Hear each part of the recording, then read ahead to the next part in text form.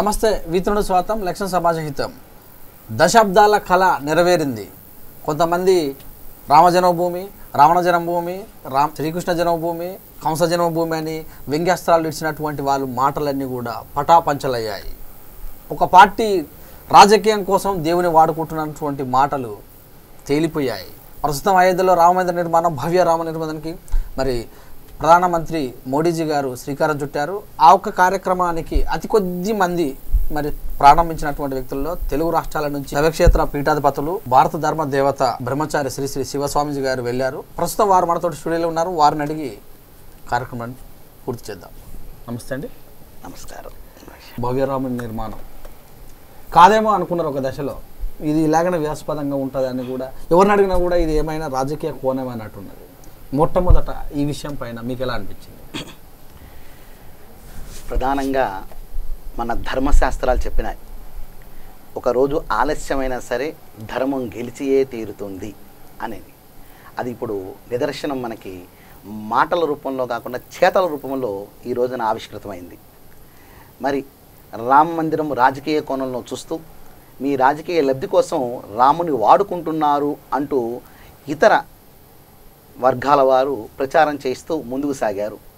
వారి యొక్క అన్ని మాటలు కూడా ఇవాళ పక్కదారి పట్టేసినాయి.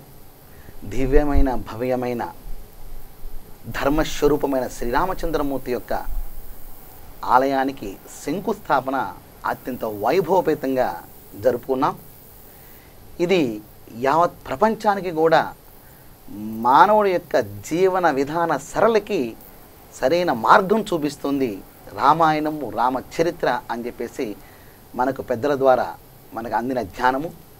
దాని పరిపూర్ణత, పరిపక్వత స్థితికి ఈ రోజున శంకుస్థాపన మహోత్సవంతో ప్రయాణం సాగుతూ ముందుకు వెళ్తున్నాం. రాముడి యొక్క దివ్యమైన మందిర నిర్మాణముతో విశ్వశాంతి లభిస్తుంది. ప్రపంచంలో వేరువేరు దేశాలతోనూ వేరువేరు జాతులతోనూ పిలువబడుతున్న అందరూ కూడా రాముడే మార్గము, రాముడే జీవనము, రాముడే జీవన గమ్యము అనే విషయాన్ని ఇవాళ నెరవేరుస్తూ అత్యంత ఉత్సాహంగా వైభవపేతంగా ఆ కార్యక్రమాన్ని వాళ్ళ అయోధ్యలో శంకుస్థాపన కార్యక్రమాన్ని జరుపుకోవడం జరిగింది. అతి కొద్ది మంది, మీరు కూడా 20 సంవత్సరాల నుంచి ధర్మం కోసం పోరాడుతున్నారు. మీకు అవకాశం రావడం పైన మీకు ఎలా అనిపిస్తుంది? చాలా చాలా ఆనందం కలిగిందండి. 20 సంవత్సరాల పైచిలుక విశ్వ హిందూ పరిషత్ మార్గదర్శి మండలి కేంద్రంగా, ఢిల్లీ కేంద్రంగా నేను సభ్యుడిగా పనిచేస్తున్నాను. అలాగే ఆ చేసిన కృషికి పెద్దలు ఈ రోజున గుర్తుంచుకుని మరి భారతదేశం మొత్తం మీద 135 మంది మఠపీఠ ఆశ్రమాధిపతులు దానికి హాజరయ్యారు. అంటే 130 కోట్లలో 135 మందికి మాత్రం ప్రవేశం లభించింది. మరి ఇటు తెలుగు రాష్ట్రాల్లో ఉన్న ఈ కోట్ల మందిలో ఆ అవకాశము, ఆ రాముడి యొక్క శంకుస్థాపన మహోత్సవం కనుక భాగ్యము లభించడము, మరి ఎంతోమంది తండ్రుల యొక్క ఆశీర్వాదం నాకు లభించినట్లుగా నేను భావిస్తున్నాను.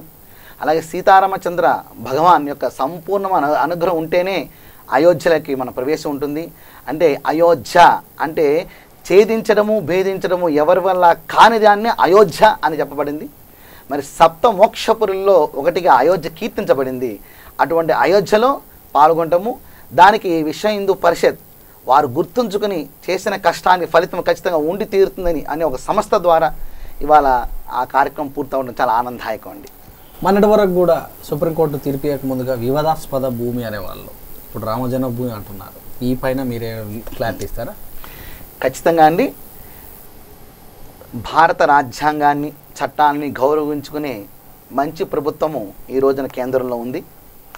గత సంవత్సరాల నుంచి చూసుకున్నా కూడా ఈ దేశం ఎదుగుదల విషయంలో కానివ్వండి, స్వేచ్ఛత విషయంలో కానివ్వండి, సరైన విధానంతో వెళ్ళే విషయంలో వెనకబడి ఉన్న భారతదేశం నుంచి ఇవాళ ప్రపంచ దేశాలను గుర్తిస్తూ భారతదేశం నుంచి వెలువడే ఏ విషయాన్నైనా, ఏ వాక్యాన్నైనా మేము కూడా ఆచరిస్తామనే స్థాయికి ఈ దేశాన్ని, ఈ యొక్క ధర్మాన్ని తీసుకెళ్ళిన గొప్ప ఘనత మాన్యశ్రీ నరేంద్ర మోడీ గారికి అది దక్కుతుందండి. అలాగే రాష్ట్రీయ స్వయం సేవక్ సంఘ్ చీఫ్ సర్ సంచాలక్ మోహన్ భాగవతార్జీ వారి యొక్క మార్గదర్శకం, ఈ రోజున ఉత్తరప్రదేశ్ ముఖ్యమంత్రి యోగి ఆదిత్యనాథ్ గారి యొక్క పట్టుదల, కృషి, ఏది చెయ్యాలో ఏది చెప్పాలో అదే చెప్తాము, అదే చేస్తామని స్పష్టంగా చెప్పే గొప్ప మగసిరి లక్షణాలున్న యోగి ఆదిత్యనాథ్ గారు. నేను 1-2 సార్లు వారిని కలవడం చూశాను. ఎప్పుడు సరే చక్కటి ఆలోచన, చక్కటి చిరునవ్వు, కార్యదక్షత, ఈ 3 కలిస్తేనే యోగి ఆదిత్యనాథ్ గారు. మరి ఇటువంటి శక్తులు 3 కలిసి అక్కడ కూర్చున్నాయి, చక్కని మార్గదర్శకాన్ని ఇచ్చినాయి. వివాదాస్పదము అనేది ఎప్పుడూ లేదండి, దాన్ని ఎప్పుడూ మనం సరి చేసుకోవచ్చు. కాకపోతే చట్టాన్ని గౌరవించే ప్రభుత్వ అధికారులుగా, ప్రతినిధులుగా, ప్రజలచే ఎన్నుకోబడిన నాయకులుగా కోర్టు ద్వారానే దాని నిర్ణయం కోసం ఎదురు చూశారు. అలాగే సుప్రీంకోర్టు మంచి తీర్పునిచ్చింది. దానికి మరి ముస్లిం సామాజిక వర్గం వారు కూడా కొంత ఆలోచన చేసి ఇది కరెక్ట్ కాదు మనం వెళ్ళే విషయము అని వారు కూడా పెద్ద మనసుతో ఒక మంచి నిర్ణయానికి వారు కూడా రావటము, అలా పెద్ద మనసు కలగజేసిన విధి విధానాలని ఏర్పాటు చేసిన చక్కటి వ్యవస్థ ఈ ప్రభుత్వానికి దక్కుతుంది. ఆ విధానంలో వివాదాస్పదం లేకుండా అయోధ్య రామ మందిరం, దానికి ఎంతోమంది ముస్లిమ్స్ కూడా సహాయ సహకారం అందించడానికి, దాంట్లో డొనేషన్స్ కూడా ఇవ్వడానికి కూడా ముందుకు వస్తున్నారు. కాబట్టి ఇది ఈ దేశాల్లో శాంతిని ఇస్తుంది. అలాగే మత విద్వేషాలను రెచ్చగొట్టే పరిస్థితి లేదు. అలాగే ప్రపంచంలో ఇతర దేశాలు ఇప్పుడు మామూలుగా మనకు లక్షద్వీపులు, అండమాన్ నికోబార్ దీవులు ఉన్నాయి. అలాగే థాయిలాండ్, కాంబోడియా ఆ ప్రాంతంలో కొన్ని రామ చరిత్ర ఉంది. అలాగే ప్రపంచంలో అన్ని దేశాల్లో కూడా రామ చరిత్ర, రామ తత్వము, రామ జ్ఞానము, రాముడి యొక్క ఆదర్శ విధానము అన్ని దేశాల్లో కూడా ఉన్నాయి. అక్కడ లభించిన కొన్ని శాసనాలు కానీ, లభిస్తున్న విగ్రహాలు కానీ, అప్పుడప్పుడు దొరుకుతున్న చరిత్ర కానీ కూడా దీన్ని గట్టిపరుస్తుంది, సమర్థిస్తుంది. బతికితే జీవిస్తే రామరాజ్యంలోనే జీవించాలి, రాముడి యొక్క శిష్యగణంగానే బతకాలనే స్థితిని అది కలగజేస్తుంది. ఇప్పుడు భారతదేశానికి ఇప్పుడున్న పరిస్థితుల్లో మరి రాముని యొక్క టెంపుల్ ఆవశ్యకత మీద మనకి పూర్వం పెద్దలు ఒక మాట చెప్పేవారండి. ఏమిటంటే గ్రామంలో రామాలయం కానీ శివాలయం కానీ లేకపోతే అది వల్లకాడుతో సమానం, ఖచ్చితంగా 2 ఆలయాలు ఉండాలని. అలాగే గ్రామంలో అవసరమైతే డబ్బు ఎదిరించిన ఒక వైశ్యుని మాత్రం తెచ్చిపెట్టుకో, గ్రామంలో అతనే రిజర్వ్ బ్యాంక్ లాగా పనిచేస్తాడు అని వైశ్యులకు కూడా అంత ఘన చరిత్ర ఇచ్చారండి. అంటే ఈ 2 విషయాలు మనం ఏ పెద్దవాళ్ళు అడిగినా నిజము నిజము నిజము అని చెప్తారు. ఈ రోజున రాముడి యొక్క విధానంలో ప్రతి గ్రామంలో కూడా ఆ గ్రామ వైభవాన్ని చాటేది దేవాలయమేనండి. ఒక ఇంటికి వచ్చినప్పుడు ఆ ఇంటి ఇల్లాల తీరు, అక్కడ ఉన్న పాడి పంటలు చూసి ఆ ఇంటిని అంచనా వేసేవారు. అప్పుడే వివాహానికి ముందుకు వెళ్ళేవారు మన పెద్దలు. అలాగే ఒక గ్రామానికి వెళ్ళినప్పుడు గ్రామంలో ఉన్న దేవాలయం చూసి ఆ గ్రామాన్ని అంచనా వేసేవారు. అందుకని రాముడి యొక్క ఆలయం అక్కడ ఉన్నట్టయితే కనుక అక్కడ అన్ని రకాల మనస్తత్వ వ్యక్తులు ఉన్నా కూడా కానీ ధర్మపరులైన వ్యక్తులు మాత్రం బతికే ఉన్నారా, ఈ ఊళ్ళో ఉన్నారా అనే సూచన రామాలయం అండి. రామాలయంలో చక్కటి భజన కార్యక్రమం కానీ, నగర సంకీర్తన కానీ, రామపారాయణ కానీ ఏం కార్యక్రమం చేసుకున్నా కూడా అది సమిష్టిగా అన్నీ కూడా సామాజిక కలిసి కూర్చుని చేసుకునేది వసుదైక కుటుంబం అనేది ఒక రాముడి చరిత్రతోనూ రామ ఆలయంతోనూ ముడిపడి ఉన్నదిగా మనకి అర్థమవుతుంది. అది మంచి హితాన్నే ఇస్తుంది. అయితే ప్రస్తుతం ఉన్న పరిస్థితుల్లో ధర్మం అంటే ఒక హిందూ మతాన్ని పూజించడమేనా, మరి మిగతా మతాల వాళ్ళు? ధర్మం అనేది ఏ మతానికి సంబంధించిన విషయం కాదండి. వారి వారి గ్రంథాల్లో వారి ధర్మాలు కొన్ని నింపుకున్నారు. అయితే కాలక్రమేణా జరిగిన వ్యవస్థలో కొన్ని మధ్యలో అన్ని ధర్మాలు కూడా జొప్పించిన విషయాలు కూడా కొన్ని ఉంటాయి. వాటిని కొంచెం తీసివేయాల్సిన అవసరం ఉంటుంది. అయితే మతం అనేది 10 మంది కలిసి సామాజికమైన హితం కోసం కూడి చేసుకునే మంచి నిర్ణయం మతంగా వర్ధిల్లుతుంది. అది తోటివాడిని హింస పెట్టకుండా, తోటివాడిని బాధ పెట్టకుండా, తోటివాడిని దూషించకుండా, తోటివాడిని ఎగతాళి చేయకుండా, తోటివాడిని వేలుపెట్టి చూపించకుండా నీ గొప్పతనాన్ని ప్రకటించుకుంటూ నువ్వు చేసే చక్కటి సేవా మార్గంలో వెళ్తే ఆ మతం వర్ధిల్లుతుంది. అలా కాకుండా పక్క మతాల దేవుని దూషించడం కానివ్వండి, పక్క మతాల దేవుల దగ్గర ఆయుధాలతో దాడులు చేయడం కానీ ఇలాంటి చేసినప్పుడు ఆ మతము అనాగరిక చర్యను మాత్రం వాళ్ళకి నేర్పిందని చెప్పేసి ఖచ్చితంగా మనం భావించవచ్చు. అలాగే భగవద్గీత విషయం తీసుకున్నా, ఖురాన్ చూసుకున్నా, బైబిల్ తీసుకున్నా కూడా ఖురాన్ బైబిల్లో రకరకాల లోటుపాట్లు కనబడుతుంటాయి. వారి యొక్క చరిత్ర చాలా చిన్నది, వారి అవగాహన కూడా చాలా తక్కువ, కానీ మిడిమిడి జ్ఞానంతో మిడిసిపాటు మాత్రం ఎక్కువగా ఉంటుంది. కాబట్టి ఈ 2 మతాలతో కూడా ఎప్పుడు ఇబ్బంది ఈ దేశానికి.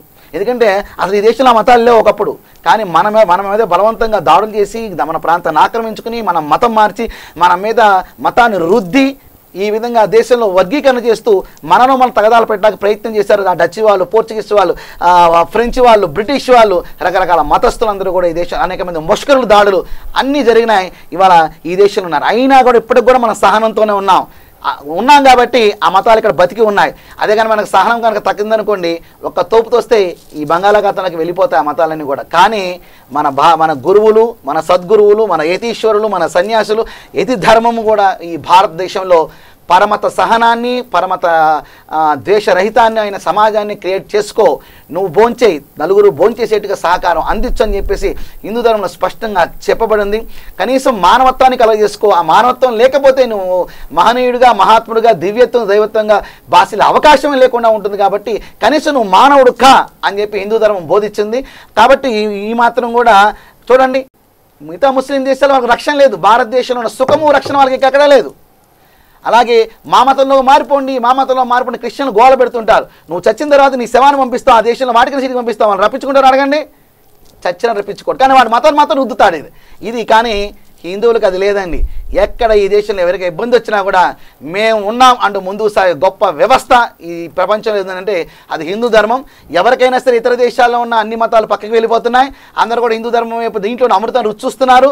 అనేక చర్చలు మూతపడుతున్నాయి, అవన్నీ కూడా గ్రంథాలయాలుగాను లేకపోతే ధ్యాన కేంద్రాలు కూడా మారిపోతున్నాయి. ఇటువంటి పరిస్థితుల్లో హిందూ ధర్మమే ప్రపంచ శాంతికి ప్రపంచ ధర్మానికి మూలం అనే విషయంలో మనం గట్టిగా నొక్కి వక్కానించవచ్చు.